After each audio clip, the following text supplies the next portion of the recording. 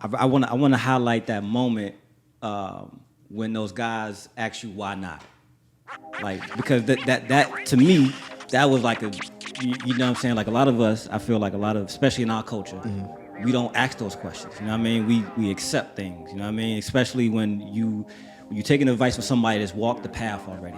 You know what I mean? And even if it's been a good path, bad path, we will take advice from them because based on what they decided or what they experienced or what they saw. Right. And you get into systems like that, you know what I mean? I feel like a lot of those guys, they kind of fall victim like, hey, this is about to happen. You ain't gonna get this. You ain't gonna get out of here. It's a wrap. You gonna serve your time. You know what I mean? If you get lucky, you might. You know what I'm saying? So then you accept that.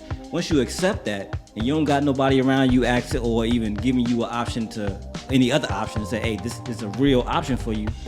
You falter. You know what I mean? And you know what I mean? For me, I think that a lot of these young boys, they need that. They need somebody to come around and say, you're like, but why do you have to accept that perspective of this is how things are gonna go? Because to me, that shit is super valuable. You know what I mean? But I just want to talk about that moment. Them guys ask you why not. Like, I want to speak to that because the value of that is. It was a life-altering moment for me because in that system, and kind of in life, we have a line of patience with people. When we see people that aren't acting in their own best interest, if you're doing something every day that's antithetical to what you say you want to accomplish, after a while, it's like, you know what, man, he's going to do what he wants to do. And we'll leave it alone. Yep. We'll leave it to your own devices. Mm-hmm.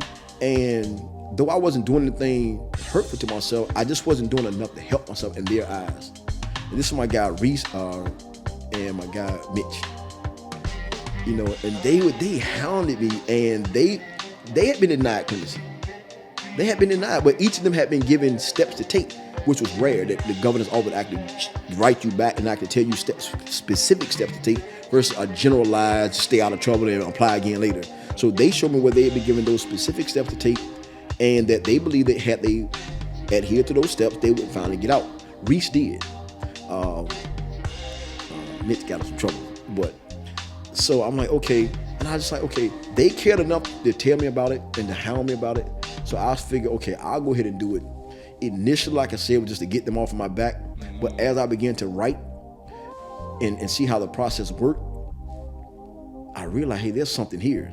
There's something here. This could work for me. Unorthodox Haven Podcast.